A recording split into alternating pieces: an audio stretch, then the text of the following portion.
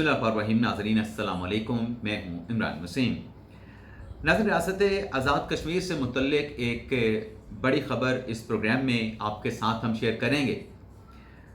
उस ख़बर का नाज़रीन ख़ुलासा ये है, क्रक्स जो मैं आपकी खिदमत में पेश करने जा रहा हूँ कि एक बड़ी अहम तजवीज़ पर जो है वो गौर हो रहा है, और अगर वो तजवीज़ अप्रूव हो जाती है तो फिर शायद 28वीं आईनी तरमीम भी आए, और 28वीं आईनी तरमीम के बाद जो एक स्टेटस है, जो एक हैसियत है, उसमें बड़ी तब्दीली जो है आने का इम्कान है। एक तो इस बड़ी ख़बर की डिटेल आपके साथ हम शेयर करेंगे, बताएंगे आपको कि प्रपोजल क्या है। इसके अलावा हमारे ब्लॉग की जो दीगर अहम ख़बरें हैं, जिनकी हेडलाइन, जिनके टाइटल थंबनेल पे आप देखने वालों ने पढ़े हैं, उनकी तफसीलात से भी आप नाज़रीन को आगाह करेंगे। लेकिन ब्लॉग का आगाज़ करने से पहले आपसे दरख्वास्त होगी कि चैनल को सब्सक्राइब कर लें, बेल आइकॉन का बटन प्रेस करें, वीडियो पसंद आए तो इसे लाइक और शेयर ज़रूर कीजिएगा। नाज़रीन, प्रोग्राम में सबसे पहले वो ख़बर शामिल करेंगे जो आपको भी मुतासर करती है, वो मामला जो आपको भी हिट करता है और मुझे भी हिट करता है, और वो मामला है पेट्रोलियम मसनूआत और उनकी कीमतों का। अब नाज़रीन, जो पेट्रोलियम मसनूआत की कीमतों के हवाले से सवालात उठाए जा रहे थे, मुतालबात अवाम के सामने आ रहे थे, उसके बाद हुकूमत ने एक पॉलिसी दी कि रोज़ाना की बुनियाद पे कीमतों का तयन किया जाएगा। अब 17 जुलाई से ये पॉलिसी जो है वो इन्फोर्स हो चुकी है, और 17 जुलाई से ऑनवर्ड आज के दिन तक इंटरनेशनल मार्केट में जो पेट्रोलियम मसनूआत की कीमतें हैं उसमें कमी देखी गई है, बल्कि कमी का एक रुझान देखा गया है। पिछले 10 दिनों में $5 की कमी हुई है, लेकिन पिछले 10 दिनों में अगर हम पेट्रोल और डीजल की कीमतों में इजाफा अगर हम नोट करें तो 65 रुपये डीजल पे इजाफा किया गया है, और 26 रुपये पर लीटर पेट्रोल की कीमत पे इजाफा किया गया है। और 10 दिनों में जो इंटरनेशनल मार्केट में पेट्रोलियम मसनूआत की कीमतें कम हो रही हैं, इन 10 रोज़ में सिर्फ ₹1.35 का पेट्रोल पे आवाम को रिलीफ मिला है। रात भी पेट्रोल की कीमत में ₹1.63 का इजाफा किया गया, डीजल की कीमत में ₹1.55 का इजाफा किया गया। तो लोग अब सवाल ये पूछ रहे हैं कि आप तो ये कह रहे थे कि डेली बेसिस पर जो इंटरनेशनल मार्केट में फ्लक्चुएशन होगी, कीमत बढ़ेगी तो कीमत बढ़ा दी जाएगी, कीमत कम होगी तो कीमत में डिक्रीज कर दी जाएगी, कीमत में कमी का जो फायदा है, रिलीफ है, आवाम को पास ऑन किया जाएगा। लेकिन यहाँ पे तो कुछ और हो रहा है। जो फार्मूला लाया गया, जो फार्मूला इन्फोर्स किया गया, उसके बरक्स जो है वो कीमतें बढ़ रही हैं, लेकिन इंटरनेशनल मार्केट में कमी का जो रुझान है वो जारी है। अब इस सवाल का कोई जवाब देने वाला नहीं है। मिनिस्टर पेट्रोलियम जो कि प्रेस कॉन्फ्रेंस में आके, मीडिया के सामने आके यकीन दिलाते हैं कि नई पॉलिसी के ज़रिए अब रोज़ाना की बुनियाद पे जो भी कीमत होगी उसके मुताबिक डिटर्मिनेशन होगा, लेकिन यहाँ पे तो सब कुछ उलट हो रहा है। या चलें, जो सवाल अवाम के जहनों में उठ रहा है उसका जवाब ही कोई दे दे, मुतलका वजीर दे दें, मुतलका वजारत दे दे, ओगरा दे दे कि जब इंटरनेशनल मार्केट में कमी हो रही है, टेंडेंसी चल रही है कीमतें डिक्रीज होने की, तो फिर यहाँ पे वो रिलीफ जो है पास ऑन क्यों नहीं हो रहा।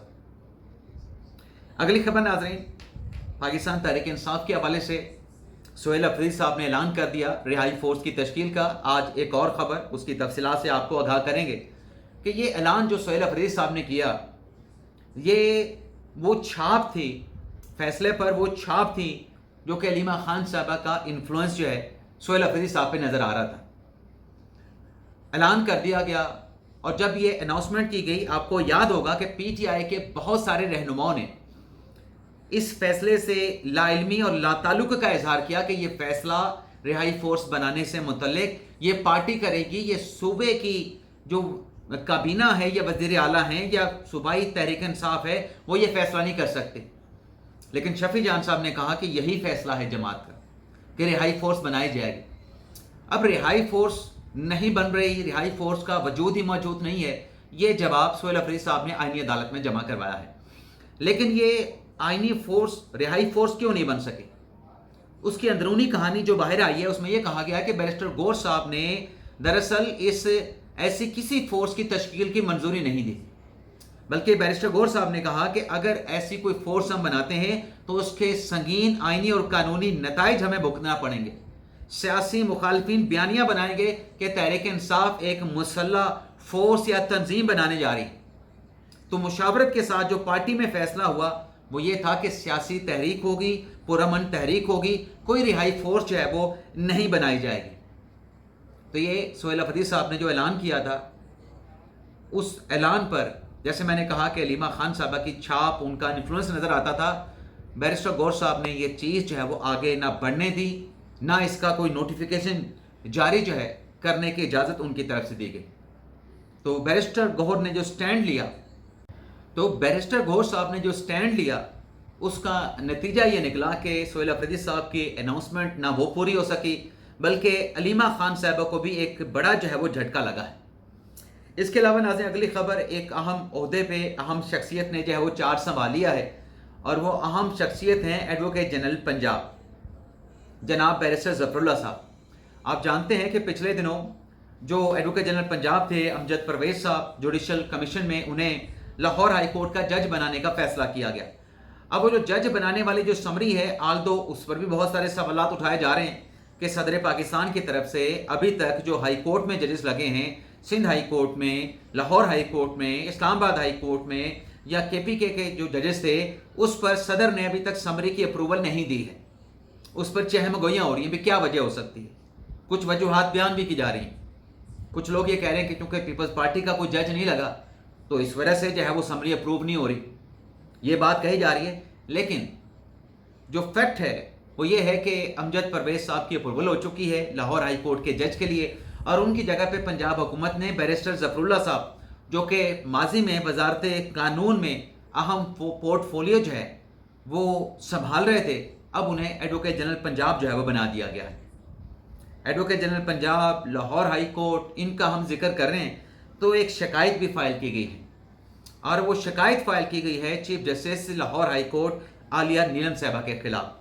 اور اس شکایت کا جو اندراج ہے وہ سید ریاض حسن گیلانی صاحب ہیں، لاہور ہائی کورٹ ملتان جو ایسوسی ایشن ہے بینچ کی، اس کے سابق یہ صدر ہیں۔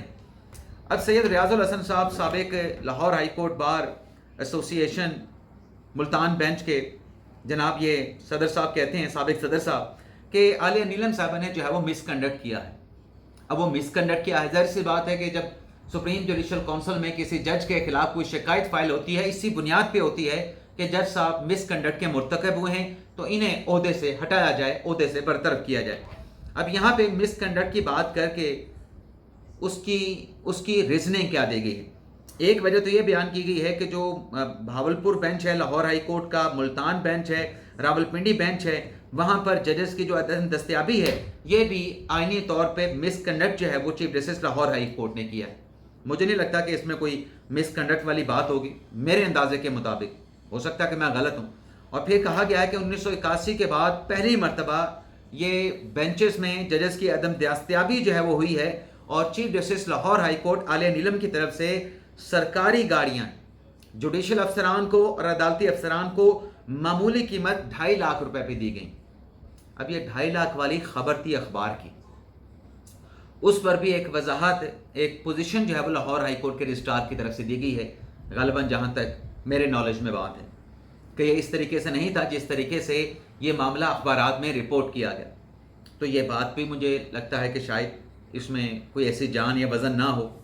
اور پھر تیسری بات یہ کی گئی ہے کہ جو بائیو میٹرک فیس لگائی گئی ہے سائلین کے لیے جو کیس کا اندراج ہوتا ہے، اس میں انہوں نے کہا کہ 200 روپے فیس لگائی گئی ہے، 60 روپے جو ہے اس میں ایسوسی ایشن کو جاتے ہیں، بار ایسوسی ایشن کو، اور 20 روپے جو ہے وہ عدالتی سٹاف، عدالتی عملے کی مالی امداد کے لیے رکھے جاتے ہیں۔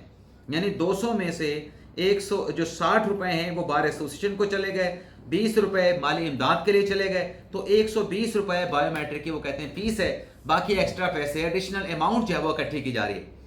اب اوپر انہوں نے فیس کا لفظ استعمال کیا اور نیچے یہ کہہ رہے ہیں کہ ٹیکس لگانے کا اختیار جو ہے وہ وفاقی حکومت کا ہے۔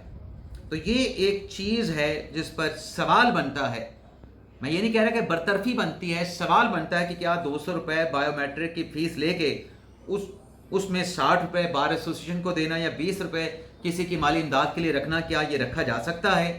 اور پھر یہ بھی ہے کہ کیا یہ دعویٰ درست ہے جو کہ سید ریاض الحسن صاحب گیلانی صاحب نے کیا، کیا ایسے ہی ہے؟ کیا 200 روپے میں کیٹیگرائزیشن کی گئی ہے کہ اتنے پیسے فیس کے ہیں، باقی پیسے ادھر ادھر چلے جائیں گے؟ یہ دعویٰ بھی ان کو سپریم جوڈیشل کونسل میں اگر یہ ریفرنس قابل سماعت ہوتا ہے، نوٹس ہوتا ہے گیلانی صاحب کو، تو پھر ان کو یہ ساری باتیں بتانا پڑیں گی ثبوت کے ساتھ، شواہد کے ساتھ، ریزننگ کے ساتھ، ڈاکومنٹس کے ساتھ۔ لیکن بہرحال ایک شکایت آئی ہے، اس شکایت کے اوپر جو نوٹس ہے وہ سپریم جوڈیشل کونسل نے لینا ہے۔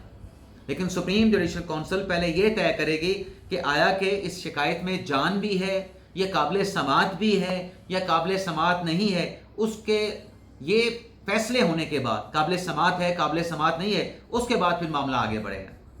اس کے علاوہ ناظرین، جوائنٹ ایکشن کمیٹی کا ایک سوشل میڈیا پہ کیا گیا ایک پوسٹ ہے جو میں آپ کے ساتھ شیئر کرنا چاہوں گا۔ وہ ناظرین پوسٹ یہ ہے سوشل میڈیا پہ جو کی گئی ہے، اس میں ناظرین یہ میرے ساتھ رہیں، کیا کہا گیا ہے؟ اس میں یہ کہا گیا ہے کہ سردار ابراہیم اور سردار قیوم جیسے لوگوں کے گناہوں کی سزا آج ہم بھگت رہے ہیں۔ ان غداروں نے قبائلیوں کے ساتھ مل کے اپنی ہی ریاست تقسیم کروائی اور اس کا ایک حصہ پاکستانی جرنیلوں کی گود میں ڈال دیا۔ آج لائن آف کنٹرول کے دونوں طرف ہونے والے تمام مظالم کے ذمہ دار یہی تقسیم کے سہولت کار ہیں۔ تاریخ ان کے جرم کو کبھی معاف نہیں کرے گی۔ اب عوامی ایکشن کمیٹی جیسے کالعدم تنظیم قرار دیا گیا ہے، جو بیانیہ وہ پروموٹ کر رہی ہے، جو بیانیہ وہ لے کے چل رہے ہیں، سوشل میڈیا پہ ان کی جانب سے جو پوسٹ کیے جا رہے ہیں، کیا یہ جوائنٹ ایکشن کمیٹی کا مینڈیٹ ہو سکتا ہے؟ کیا کوئی کشمیری ایسی بات کر سکتا ہے؟ کیا جو کہا جاتا ہے کہ یہ اب جوائنٹ ایکشن کمیٹی کے اس ٹویٹ کے بعد یہ سوال بھی ہے کہ کیا یہ بھارت کا جو بیانیہ ہے اس بیانیوں کو پروموٹ کر رہی ہے جوائنٹ ایکشن کمیٹی؟ بنی تو تھی کشمیریوں کے حقوق کے تحفظ کے لیے، لیکن یہاں پر جو انڈیا کا بیانیہ ہے پاکستان کے حوالے سے، آزاد کشمیر کے حوالے سے، اس بیانیے کو، انڈین نیریٹو کو یہ پروموٹ کر رہے ہیں۔ اور بلاول بھٹو زرداری صاحب آپ کے سامنے ہیں کہ چند روز پہلے کل جو انہوں نے سٹیٹمنٹ دیا کہ ریاست کو فیصلہ کرنا ہے کہ اس نے قومی مفاد کو دینا ہے یا نون لیگ کے مفاد کو دیکھنا ہے۔ بلاول زرداری صاحب نے اپنے اس بیان پہ جو یو ٹرن لیا ہے، بلاول زرداری صاحب کہتے ہیں کہ ریاست سے میری مراد ریاست تھی، اسٹیبلشمنٹ نہیں تھی۔ حالانکہ ہمارے پاکستان میں سب جانتے ہیں کہ ریاست اسٹیبلشمنٹ کے لیے لفظ استعمال ہوتا ہے، لیکن اب بلاول صاحب کہتے ہیں کہ ریاست کا مطلب میں نے ریاست لیا تھا، میں نے اسٹیبلشمنٹ کو کوئی پیغام نہیں دیا۔ باقی جو جوائنٹ ایکشن کمیٹی کے کارنامے ہیں اس پر ان کے اپنی پارٹی کے وزیر اعظم فیصل ممتاز صاحب، ان کی طرف سے بیان دیا گیا ہے کہ آزاد کشمیر میں انتخابات کے موقع پہ جوائنٹ ایکشن کمیٹی کے جو فسادی ہیں انہوں نے مظفر آباد کی طرف مارچ کرنے کا سازشی منصوبہ بنایا تاکہ الیکشن کا جو پروسیس ہے اس کو سبرداش کیا جا سکے۔ لوگ جو ہے اپنا حق رائے جو استعمال کر رہے ہیں اس کے اوپر جو ہے وہ ڈاؤٹس کریٹ کیے جا سکیں۔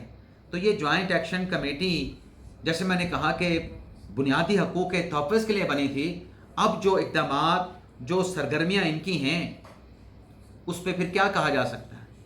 لیکن بہرحال ہمیں جو ذرائع سے کچھ معلومات ملی ہیں، اب ظاہر سی بات ہے آپ جانتے ہیں کہ کشمیر جو ہے عالمی سطح پہ تسلیم شدہ متنازع علاقہ ہے، لیکن ایک ڈیمانڈ بھی ہے گلگت بلتستان کی کہ جے پی کو جو ہے وہ پاکستان کا صوبہ بنایا جائے، اور کشمیری جو یہ کمیٹی والے جو کہتے ہیں 12 مہاجرین کی سیٹیں ختم کی جائیں، اس کے لیے بھی آئینی ترمیم جو ہے وہ ضروری ہے آزاد کشمیر کے کانسٹیٹیوشن میں۔